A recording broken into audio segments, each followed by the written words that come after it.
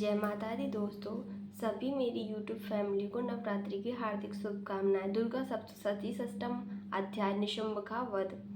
यह अध्याय मध्य चरित्र का अगला भाग है, जहां देवी का युद्ध और भी भीषण रूप ले लेता है। कथा का विस्तार। शुंभ निशुंभ का क्रोध। 5वें अध्याय में रक्तबीज का वध हुआ था। रक्तबीज के मरने की खबर सुनकर राक्षस राजा शुंभ और उसका भाई निशुंभ अत्यंत क्रोध में हो उठे। उन्होंने अपनी शेष बची हुई सेना को इकट्ठा कर लिया और स्वयं युद्ध भूमि में आ उतरे। देवी के सामने युद्ध। निशुंभ ने देवी को देखकर कहा, हे सुंदरी, तुमने हमारे बहुत से वीर को मार डाला, अब तुम कहीं भाग नहीं सकती। आज हम स्वयं तुम्हें पकड़ेंगे। देवी ने शांत स्वर में कहा, मैं यहाँ युद्ध के लिए तैयार हूँ, आओ और अपनी शक्ति आजमा लो। भीषण युद्ध। इसके बाद असुर और देवी की शक्तियों के बीच भयंकर युद्ध हुआ। देवी के साथ ब्रह्माणी, वैष्णवी, माहेश्वरी, इंद्राणी, वाराही, कौली आदि मातृ भी लड़ी।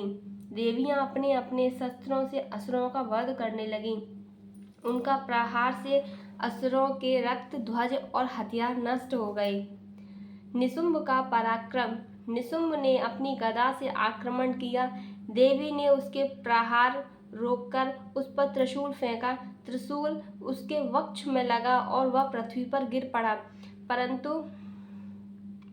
तुरंत ही वह फिर खड़ा हो गया और भाले से देवी पर वार किया।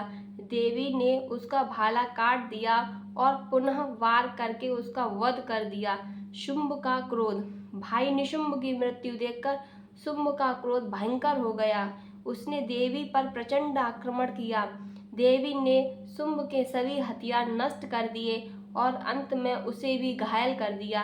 इससे शुंभ का रथ टूट गया और वह पहाड़ पर चढ़कर पुनः देवी को ललकारने लगा। यह अध्याय दिखाता है कि जब बुराई बार बार सिर उठाती है तो हमें लगातार संघर्ष करना पड़ता है। निशुंभ अहंकार और आसक्त का प्रतीक है, जिसका अंत साहस और दिव्य शक्ति से ही होता है। माँ दुर्गा का यह रूप हमें सिखाता है कि हमें तब तक संघर्ष करना चाहिए जब तक बुराई पूरी तरह समाप्त न हो जाए। यहीं षष्ठम अध्याय समाप्त होता है। मेरे सभी यूट्यूब फैमिली को जय माता दी, नववर्ष की हार्दिक शुभकामनाएं, नवरात्रि की हार्दिक शुभकामनाएं। अगर आपको मेरी वीडियो अच्छी लगती है, मेरे चैनल की वीडियो की जो क्वालिटी आपको पसंद आती है, तो आप प्लीज़ मेरे चैनल को सब्सक्राइब कीजिए।